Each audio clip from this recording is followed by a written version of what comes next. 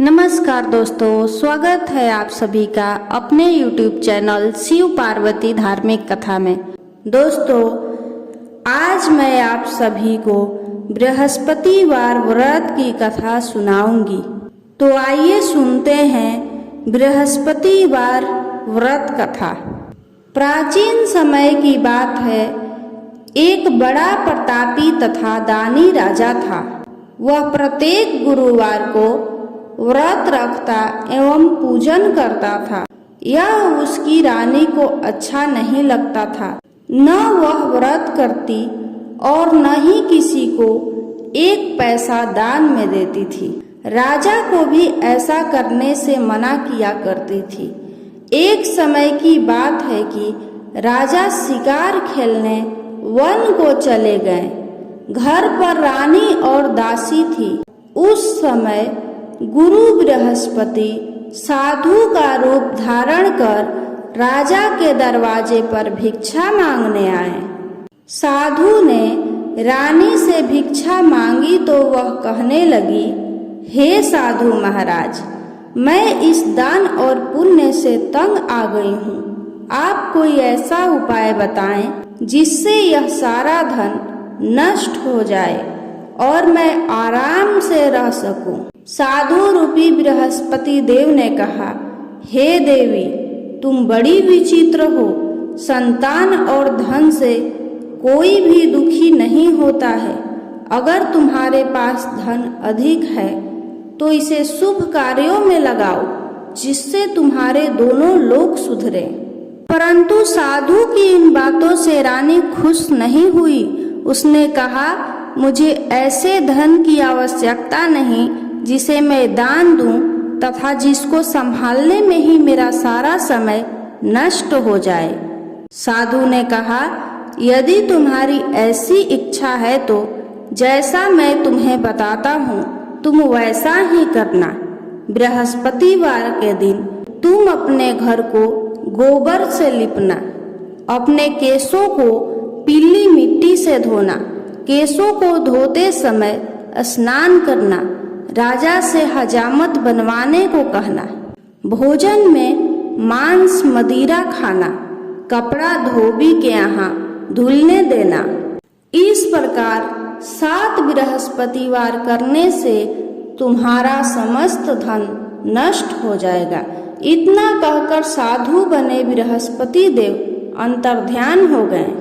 साधु के कहे अनुसार करते हुए रानी को केवल 3 बृहस्पतिवार ही बीते थे कि उसकी समस्त धन संपत्ति नष्ट हो गई।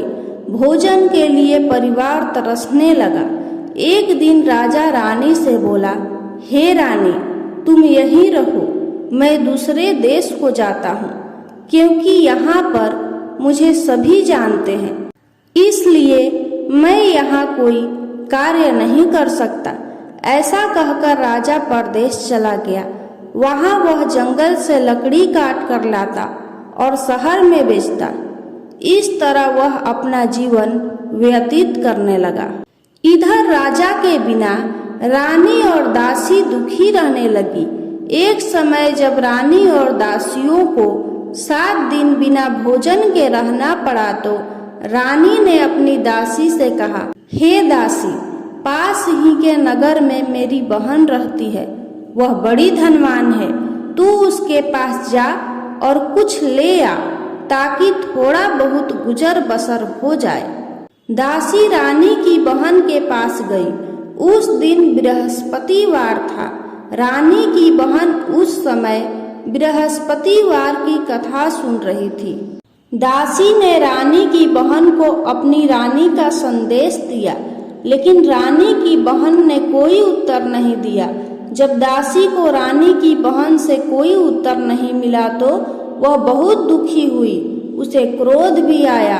दासी ने वापस आकर रानी को सारी बात बता दी। सुनकर रानी ने अपने भाग्य को कोसा। रानी ने कहा कि हे दासी, इसमें मेरी बहन का कोई दोष नहीं है। जब बुरे दिन आते हैं तब कोई सहारा नहीं देता।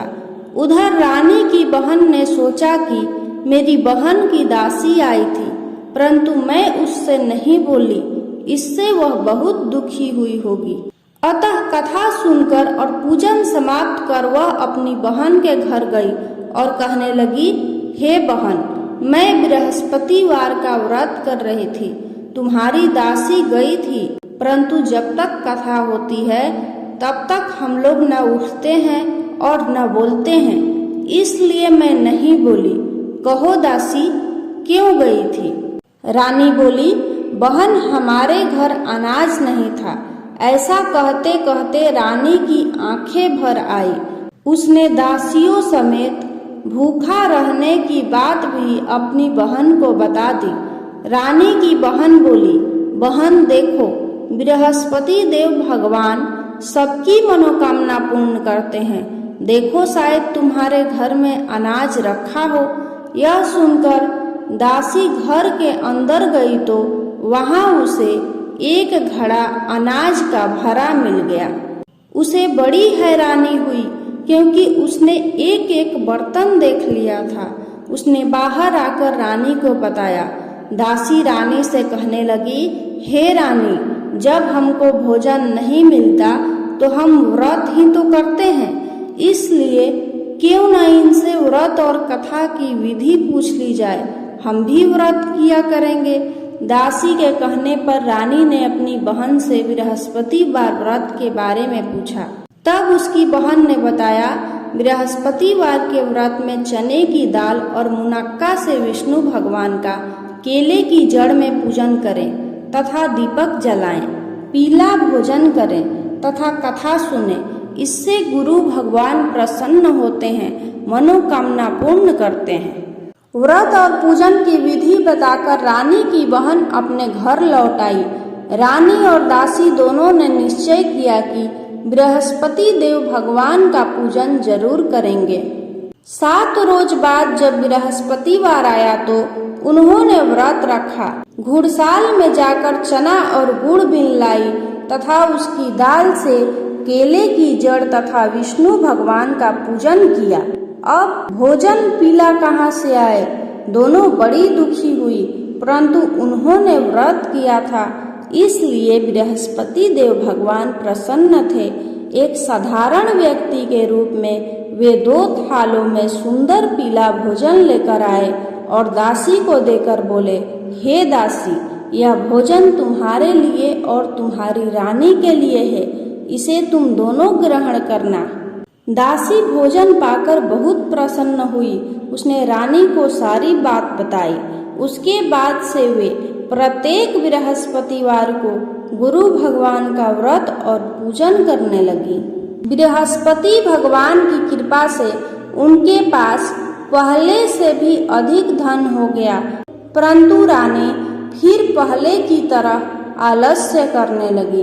तब दासी बोली, देखो रानी, तुम पहले भी इस प्रकार आलस्य करती थी, तुम्हें धन के रखने में कष्ट होता था, इस कारण सभी धन नष्ट हो गया। अब गुरु भगवान की कृपा से धन मिला है तो फिर तुम्हें आलस्य होता है। बड़ी मुसीबतों के बाद हमने यह धन पाया है, इसलिए हमें दान पुण्य करना चाहिए।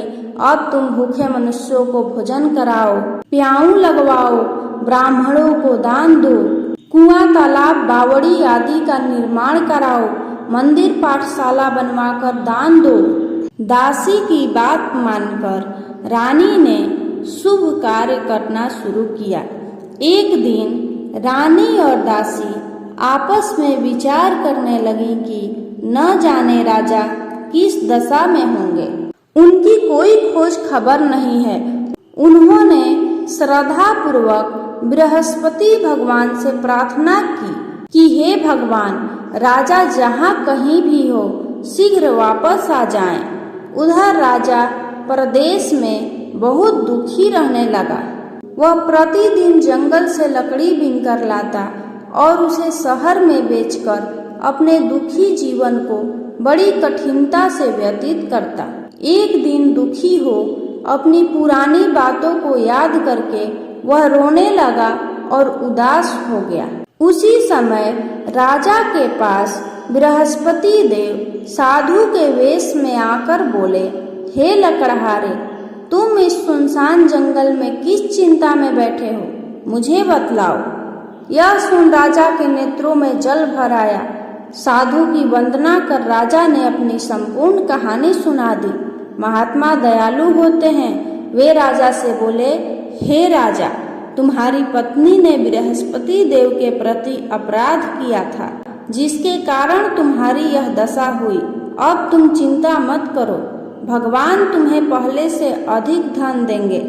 देखो, तुम्हारी पत्नी ने बृहस्पतिवार का व्रत प्रारंभ कर दिया है। अब तुम भी बृहस्पतिवार का व्रत करके चने की दाल व गुड़ जल के लोटे में डालकर केले का पूजन करो, फिर कथा कहो या सुनो। भगवान तुम्हारी सब कामनाओं को पूर्ण करेंगे। साधु की बात सुनकर राजा बोला, हे प्रभु, लकड़ी बेचकर तो इतना पैसा भी नहीं बचता जिससे भोजन करने के उपरांत कुछ बचा सकूं। मैंने रात्रि में अपनी रानी को व्याकुल देखा है। मेरे पास कोई साधन नहीं जिससे उसका समाचार जान सकूं। फिर मैं कौन सी कहानी कहूं? मुझको तो यह भी मालूम नहीं है। साधु ने कहा, हे राजा, मन में बृहस्पति भगवान के पूजन व्रत का निश्चय करो। वे स्वयं तुम्हारे लिए कोई राह बना देंगे। बृहस्पतिवार के दिन तुम रोजाना की तरह लकड़ियां लेकर शहर में जाना। तुम्हें रोज से दुगुना धन मिलेगा, जिससे तुम भली भांति भोजन कर लोगे तथा बृहस्पति देव की पूजा का सामान भी आ जाएगा। जो तुमने बृहस्पतिवार की कहानी के बारे में पूछा है, वह इस प्रकार है। प्राचीन काल में एक बहुत ही निर्धन ब्राह्मण था। उसके कोई संतान न थी। वह नित्य पूजा पाठ करता, परंतु उसकी स्त्री बहुत मलिनता के साथ रहती थी। वह न स्नान करती और न किसी देवता का पूजन करती। इस कारण ब्राह्मण देवता बहुत दुखी रहते थे। भगवान की कृपा से ब्राह्मण के यहाँ एक कन्या उत्पन्न हुई। कन्या बड़ी होने लगी। प्रातः स्नान करके वह भगवान विष्णु का जप करती। वह कन्या बृहस्पतिवार का व्रत भी करने लगी।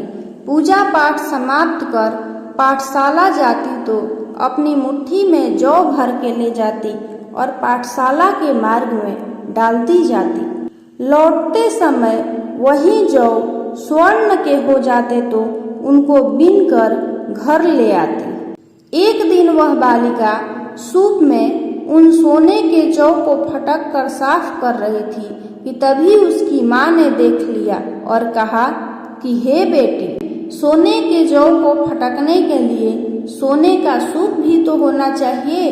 दूसरे दिन गुरुवार था। कन्या ने व्रत रखा और बृहस्पति देव से सोने का सूप देने की प्रार्थना की। बृहस्पति देव ने उसकी प्रार्थना स्वीकार कर ली।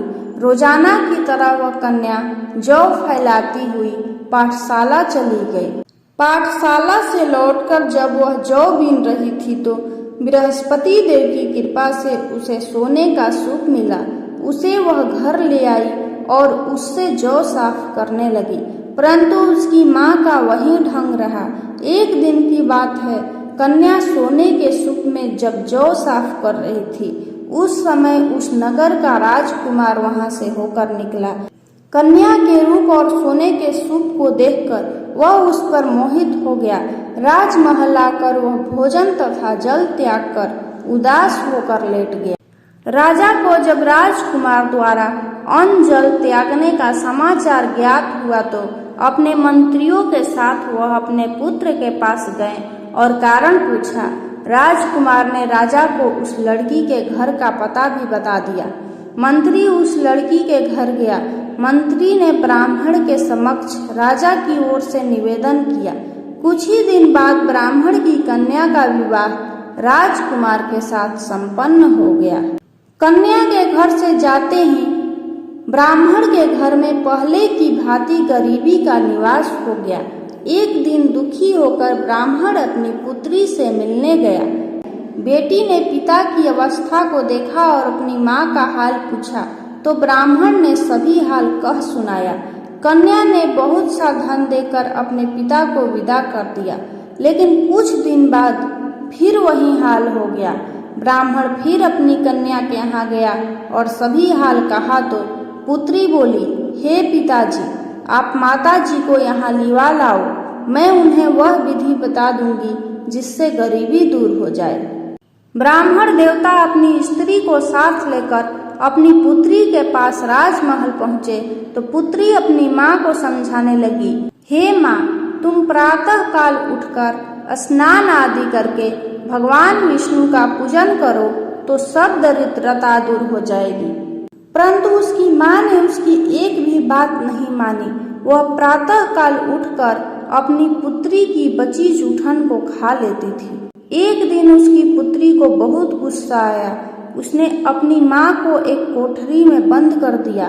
प्रातः उसे स्नान आदि करा के पूजा पाठ करवाया तो उसकी माँ की बुद्धि ठीक हो गई। इसके बाद वह नियम से पूजा पाठ करने लगी और प्रत्येक बृहस्पतिवार को व्रत करने लगी। इस व्रत के प्रभाव से मृत्यु के बाद वह स्वर्ग को गई। वह ब्राह्मण भी सुख पूर्वक इस लोक का सुख भोग कर स्वर्ग को प्राप्त हुआ। इस तरह कहानी कहकर साधु बने देवता वहां से लोप हो गए। धीरे धीरे समय व्यतीत होने पर फिर बृहस्पतिवार का दिन आया। राजा जंगल से लकड़ी काटकर शहर में बेचने गया। उसे उस दिन और दिनों से अधिक धन मिला। राजा ने चना गुड़ आदि लाकर बृहस्पतिवार का व्रत किया। उस दिन से उसके सभी क्लेश दूर हुए। परंतु जब अगला गुरुवार का दिन आया तो वह बृहस्पतिवार का व्रत करना भूल गया। इस कारण बृहस्पति भगवान नाराज हो गए। उस दिन उस नगर के राजा ने विशाल यज्ञ का आयोजन किया था तथा अपने समस्त राज्य में घोषणा करवा दी कि सभी मेरे यहाँ भोजन करने आवे, किसी के घर चूल्हा न जले। इस आज्ञा को जो न मानेगा उसको फांसी की सजा दी जाएगी। राजा की आज्ञा अनुसार राज्य के सभी वासी राजा के भोज में सम्मिलित हुए, लेकिन लकड़हारा कुछ देर से पहुंचा, इसलिए राजा उसको अपने साथ महल में ले गए। जब राजा लकड़हारे को भोजन करा रहे थे तो रानी की दृष्टि उस खूंटी पर पड़ी जिस पर उसका हार लटका हुआ था। उसे हार खूंटी पर लटका दिखाई नहीं दिया। रानी को निश्चय हो गया कि मेरा हार इसी लकड़हारे ने चुरा लिया है। उसी समय सैनिक बुलवाकर उसको जेल में डलवा दिया। लकड़हारा जेल में विचार करने लगा कि न जाने कौन से पूर्व जन्म के कर्म से मुझे यह दुख प्राप्त हुआ है, और जंगल में मिले साधु को याद करने लगा। तत्काल बृहस्पति देव साधु के रूप में प्रकट हो गए और कहने लगे, अरे मूर्ख, तूने बृहस्पति देवता की कथा नहीं कही, उसी कारण तुझे यह दुख प्राप्त हुआ है। अब चिंता मत कर, बृहस्पतिवार के दिन जेलखाने के दरवाजे पर तुझे 4 पैसे पड़े मिलेंगे। उनसे तू बृहस्पतिवार की पूजा करना तो तेरे सभी कष्ट दूर हो जाएंगे। अगले बृहस्पतिवार उसे जेल के द्वार पर 4 पैसे मिले। राजा ने पूजा का सामान मंगवाकर कथा कही और प्रसाद बांटा। उसी रात्रि में बृहस्पति देव ने उस नगर के राजा को स्वप्न में कहा, हे राजा, तूने जिस आदमी को जेल में बंद किया है उसे कल छोड़ देना, वह निर्दोष है। राजा प्रातः काल उठा और खूंटी पर हाथ टंगा देखकर लकड़हारे को बुलाकर क्षमा मांगी तथा राजा के योग्य सुंदर वस्त्र आभूषण भेंट कर उसे विदा किया। गुरुदेव की आज्ञानुसार राजा अपने नगर को चल दिया। राजा जब नगर के निकट पहुंचा तो उसे बड़ा ही आश्चर्य हुआ। नगर में पहले से अधिक बाग, तालाब और कुएं तथा बहुत सी धर्मशालाएं, मंदिर आदि बने हुए थे। राजा ने पूछा कि यह किसका बाग और धर्मशाला है। तब नगर के सब लोग कहने लगे कि यह सब रानी और दासी द्वारा बनवाए गए हैं। राजा को आश्चर्य हुआ और गुस्सा भी आया कि उसकी अनुपस्थिति में रानी के पास धन कहाँ से आया। जब रानी ने यह खबर सुनी कि राजा आ रहे हैं तो उसने अपनी दासी से कहा, हे दासी, देख, राजा हमको कितनी बुरी हालत में छोड़ गए थे। वह हमारी ऐसी हालत देखकर लौट न जाएं, इसलिए तू दरवाजे पर खड़ी हो जा। रानी की आज्ञा अनुसार दासी दरवाजे पर खड़ी हो गई और जब राजा आए तो उन्हें अपने साथ महल में लिवा लाई। तब राजा ने क्रोध करके अपनी तलवार निकाली और पूछने लगा, बताओ यह धन तुम्हें कैसे प्राप्त हुआ है। तब रानी ने सारी कथा कह सुनाई। तब राजा ने निश्चय किया कि मैं रोजाना दिन में 3 बार कथा कहा करूंगा और रोज व्रत किया करूंगा। अब हर समय राजा के दुपट्टे में चने की दाल बंधी रहती तथा दिन में 3 बार कथा कहता। एक रोज राजा ने विचार किया कि चलो अपनी बहन के यहाँ हो आऊं। इस तरह का निश्चय कर राजा घोड़े पर सवार हो अपनी बहन के यहाँ चल दिया। इस तरह का निश्चय कर राजा घोड़े पर सवार हो अपनी बहन के यहाँ चल दिया। मार्ग में उसने देखा कि कुछ आदमी एक मुर्दे को लिए जा रहे हैं। उन्हें रोककर राजा कहने लगा, अरे भाइयों, मेरी बृहस्पतिवार की कथा सुन लो। वे बोले, लो, हमारा तो आदमी मर गया है, इसको अपनी कथा की पड़ी है। परंतु कुछ आदमी बोले, अच्छा कहो, हम तुम्हारी कथा भी सुनेंगे। राजा ने दाल निकाली और कथा कहनी शुरू कर दी।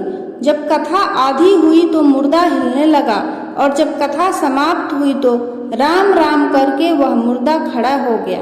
राजा आगे बढ़ा। उसे चलते चलते शाम हो गई। आगे मार्ग में उसे एक किसान खेत में हल चलाता मिला। राजा ने उससे कथा सुनने का आग्रह किया, लेकिन वह नहीं माना।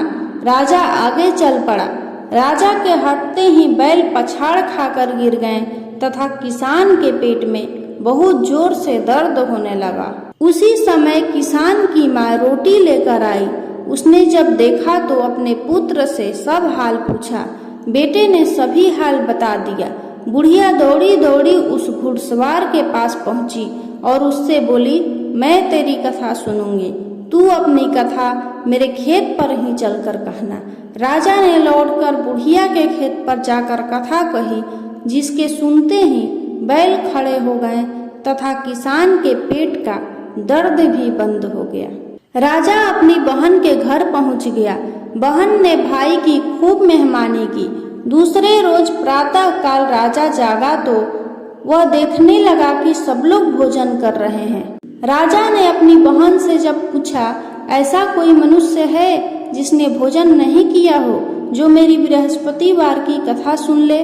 बहन बोली, हे भैया, यह देश ऐसा ही है।